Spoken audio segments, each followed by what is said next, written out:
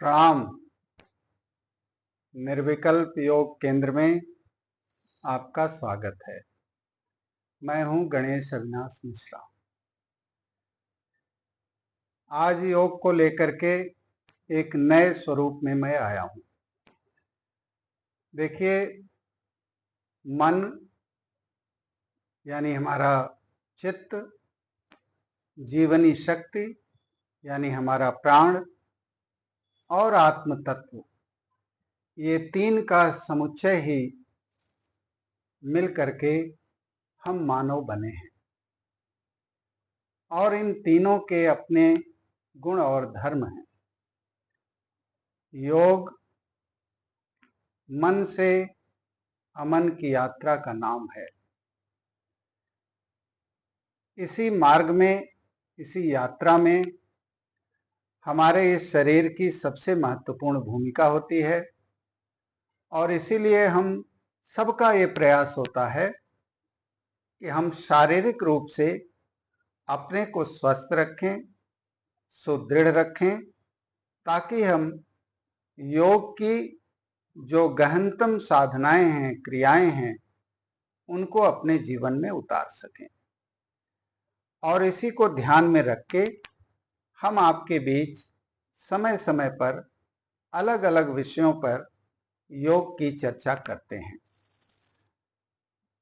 मन हमारा जो है वो हमारी जो ज्ञानेंद्रियां हैं, जो सेंसेस हैं, उनका नियंत्रण करता है। जैसे आँख है, नाक है, कान है, जिह्वा है, स्पर्श है, इनका नियंत्रण करता जो है वो हमारा मन है। और मन का संबंध हमारे लेफ्ट नोस्ट्रिल से होता है।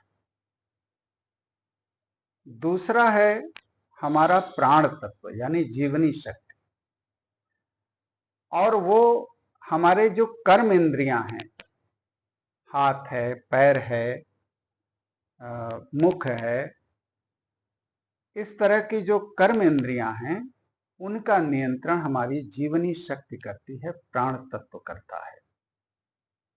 और तीसरा है, जैसा कि मैंने बताया, आत्म तत्व।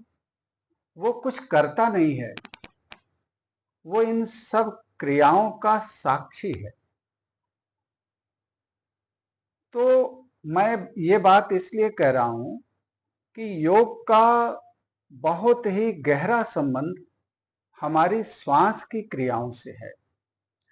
श्वास की क्रियाएं हमारा मन, हमारे चित्त को, हमारे प्राण को और हमारे आत्म तत्व को पूरी तरह से जोड़ता है, उसको प्रभावित करता है। अगर आप देखिए, जब कभी हम बहुत दुखी हो जाते हैं तो गहरी सांस लेकर के ऐसे करते हैं। लेकिन अगर हमको किसी बात की खुशी है तो वो एक श्वास का अलग रूप से वो संचालित रहती है। तो इसलिए श्वास का हमारे मन से, चित्त से, हमारे प्राण से और हमारे आत्म तत्व से बहुत गहरा रिश्ता है। उस रिश्ते को समझने की आवश्यकता है। जैसा कि मैंने आपको बताया, पहले भी मैंने बताया, और ये इसलिए कह रहा हूं कि जिस विषय पे आजकल हम लोग काम कर रहे हैं वो है चिंता और डिप्रेशन का, यानी एंजाइटी और डिप्रेशन, यानी चिंता और अवसाद को लेकर के, जो खास करके एक वर्ग विशेष में ये बहुत तेजी से फैला है। तो ये चीजें पूरी तरह से हमारी मन स्थिति पे डिपेंड करती है। हमारी मन स्थिति कैसी है? हम शरीर से भले हृष्ट पुष्ट हैं, कोई रोग व्याधि नहीं है, पूरी ताकत है, जान है शरीर में, लेकिन हम मन से बहुत चिंताग्रस्त हैं, बहुत अवसाद में जी रहे हैं। उसी को ध्यान में रख के ये श्रृंखला हम चला रहे हैं। तो जैसा कि मन की बात है, जो मानसिक कार्य है, जो मानसिक क्रियाएं हैं, उनका संबंध हमारी लेफ्ट नोस्ट्रल से होता है और ये हमारी जो बाह्य इंद्रियां हैं, जो 5 सेंसेस हैं, उनको प्रभावित करती है। अगर लेफ्ट नोस्ट्रल चल रही है, और एक चीज उसके पहले बता दूं कि हमेशा एक ही नोस्ट्रल चलती है आपकी, या तो लेफ्ट चलेगी या राइट चलेगी। अगर राइट चल रही है तो 60 टू 80 मिनट बाद वो अपने आप शिफ्ट करेगी लेफ्ट में, फिर थोड़ा इसका फ्लो राइट का कम हो जाएगा, लेफ्ट का फ्लो अच्छा होगा, फिर 60 टू 80 मिनट में फिर वो बदल जाएगी। तो ये अल्टरनेट चलता रहता है, हम जाने न जाने ये 24 आवर में चलता रहता है। और कुछ समय, जिस समय ये शिफ्ट होती है, तो कुछ समय ऐसा होता है कि दोनों नासिका में ब्रीदिंग का जो फ्लो है वो बराबर होता है, सम होता है। उसका मतलब है कि उस समय हमारा आत्मबल बहुत विकसित स्तर पे है, हम बहुत उस समय हमारी विल पावर जो है बहुत स्ट्रांग है। तो ये इसीलिए मैं इसकी चर्चा कर रहा हूं।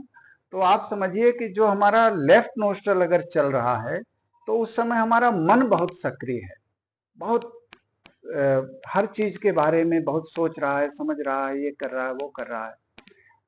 लेकिन अगर राइट नोस्ट्रल चल रही है तो हम फिजिकली बहुत अपने को फिट महसूस करेंगे, तंदुरुस्त महसूस करेंगे, स्फूर्तिमान महसूस करेंगे, बहुत एक्टिव फिजिकली महसूस करेंगे। ये राइट नोस्ट्रल का गुण है, क्योंकि ये हमारी जो कर्म इंद्रियां हैं उनका नियंत्रण करता है। लेकिन जैसा कि मैंने बताया कि जब दोनों एक दूसरे में शिफ्ट करती हैं, उस समय हमारी दोनों नाड़ी का जो ब्रीदिंग का फ्लो है, जो स्वर है, वो सम होता है। और इसलिए हम कहते हैं कि उस समय हमारी जो सूक्ष्म नाड़ी है, जिसको सुषुम्ना नाड़ी योग में कहते हैं, वो उस समय एक्टिव है। उस समय आपका मन बिल्कुल शांत होगा।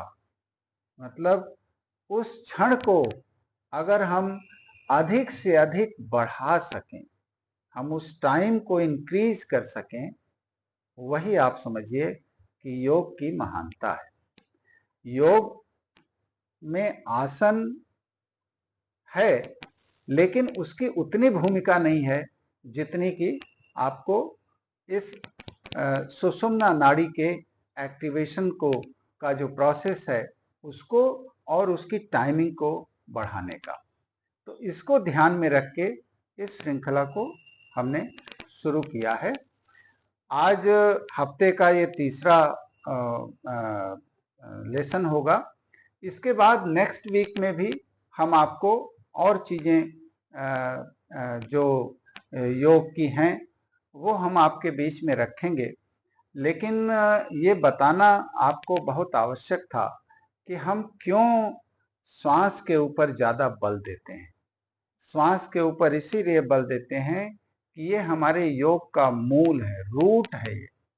अगर इसको आप पकड़ लेंगे, और एक चीज मैं आपको बता दूं कि देखिए, लोग समझते हैं कि हम योग के आसनों को जब तक हम बिल्कुल परफेक्ट पोजीशन में, या जितना हम उसको ट्विस्ट कर सकें, मोड़ सकें, एकदम परफेक्ट पोजीशन में करेंगे तभी हमको फायदा होगा। ऐसा बिल्कुल नहीं है, बिल्कुल नहीं। सपोज कीजिए आपको ये उंगली को परफेक्ट पोस्चर जो इसका है कि इसको आप यहां लेकर के आप टच कराना है, तो यहां तो होगा नहीं टच, ये ऐसे घूम जाएगा, इतना ही तक जा पाएगा। लेकिन हमें परफेक्टली यहां तक ले जाना है। लेकिन अगर आप बिगनर हैं, आप शुरुआत कर रहे हैं और इसको धीरे धीरे आप लेकर के यहां तक आ रहे हैं, तो ऐसा नहीं है कि जो यहां तक ले जा रहा है उसको ज्यादा बेनिफिट मिलेगा और आप यहां तक ले आ रहे हैं आपको कम बेनिफिट मिलेगा। ये बिल्कुल भ्रांति है। आप अपनी शारीरिक क्षमता के अनुसार जितना आपका शरीर जितना करने की इजाजत दे उतना ही आप करें। वही आपके लिए लाभकारी है, वही आपके लिए श्रेयस्कर भी है। इस बात को बहुत आसानी से, बहुत सरलता से आप इसको समझ लें। इसलिए इस फेर में बिल्कुल मत रहें कि आप बहुत अच्छा शरीर को तोड़ लेंगे, मरोड़ लेंगे।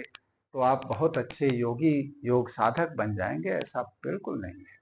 अगर ऐसा होता तो बहुत सारे लोग अन्य फील्ड में भी अपने शरीर को तमाम तरीके से तोड़ मरोड़ लेते हैं, और वो योगी तो मैंने नहीं सुना कि कोई महायोगी हो गया हो। तो आपको योग साधक के रूप में अपने को रखना है। आप योग साधना कर रहे हैं, योगासन उसका एक छोटा सा पार्ट है।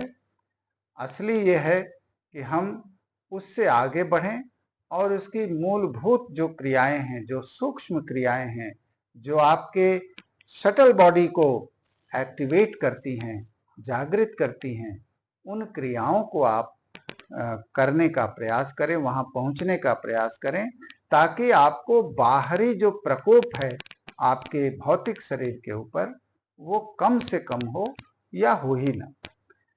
होना न होना ये तो बहुत तरह के कर्म हैं, बहुत सारे कर्म ऐसे हैं जो हमारे डेस्टिनी से भी जुड़े हुए हैं, तो उस पर हम नहीं जाते हैं। लेकिन हम कोशिश करते हैं कि योग की जो सूक्ष्म क्रियाएं हैं उनको हम समझें और उनको हम करें। उसी परिप्रेक्ष्य में हम कुछ आसन आपके बीच में रखने जा रहे हैं, जो आपको इस जो समस्या है, जो डिप्रेशन है, जो एंजाइटी है, उस समस्या में आपको लाभ दिला सके, आपको उससे मुक्ति दिलाने में वो आपको सहयोग कर सके। तो अभी हम आपको कुछ आसन एक के बाद एक, ज्यादा नहीं, पहले से जो आप करते आ रहे हैं वो तो है ही है, उसी में कुछ आपको ऐड करना है, और ये ऐड करते हुए आप आगे की ओर बढ़ेंगे। तो उसी श्रृंखला में हम कुछ आपको आसन आज बता रहे हैं, 2 या 3 आसन, उसको आप आसानी से कर सकते हैं और कर लेंगे।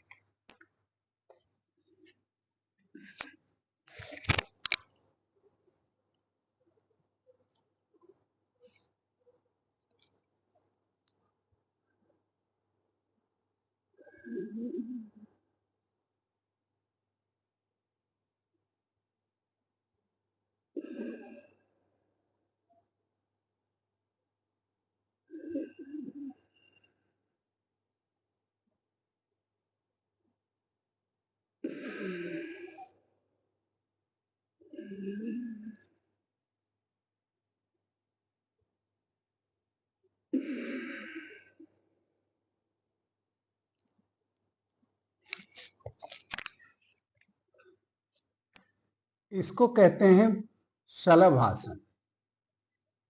शलभासन, जैसे शलभ का मतलब होता है टिड्डियां, टिड्डी आपने देखा होगा उड़ते हुए, उसी से इसका नाम पड़ा है।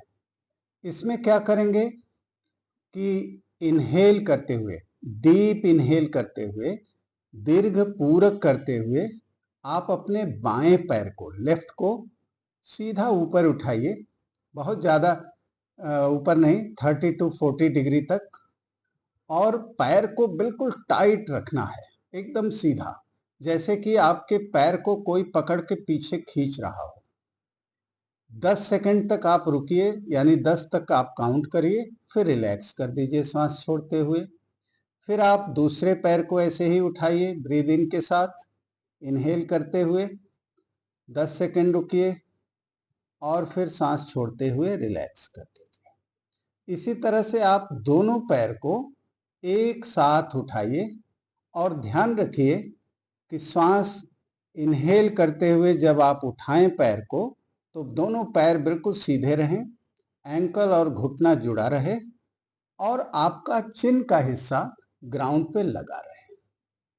ये आपको पूर्ण शलभासन होगा। इसको आप पहले लेफ्ट से, फिर राइट से, फिर दोनों से, और इसको मैक्सिमम आप 3 बार करिए, उतना आपके लिए बहुत पर्याप्त है, उससे ज्यादा करने की कोई आवश्यकता नहीं। ये हो गया शलभासन। दूसरा आसन है, आप अपने पैरों को थोड़ा सा गैप रखिए, ज्यादा नहीं, मैक्सिमम 1 फीट का। अपना सिर जमीन पे, चिन को जमीन पे रखिए, दोनों हाथ अपने हेड के पैरेलल रखिए, और आपका एल्बो ग्राउंड पे रहे। कई लोग ऐसे करके करते हैं, ऐसा मत करिए। एल्बो ग्राउंड पे रहे, पैर को आप फ्लैट रखिए और सांस अंदर भरते हुए आप धीरे धीरे अपनी अपर बॉडी को उठाइए ऐसे, और इतना उठाइए कि आपका नेवल तक, नाभि तक का पोर्शन ही ग्राउंड से ऊपर आए। जब ऊपर आ जाए तो अपनी नेक को थोड़ा रोल करिए ऊपर की ओर, और पूरा वेट आप अपने कंधों पे रखिए। सांस अंदर है, सांस को रोक के रखना है जब तक आप आराम से रोक के रख सकिए, और फिर सांस छोड़ते हुए धीरे धीरे आप नीचे आइए। पहले एल्बो ग्राउंड पे रखिए और फिर चिन को ग्राउंड पे रख दीजिए। इसको कहते हैं भुजंगासन। तो आपको ये दो आसन पेट के बल लेट के करना है। अब पेट के बल लेट करके जब आसन आपने कर लिया, तो फिर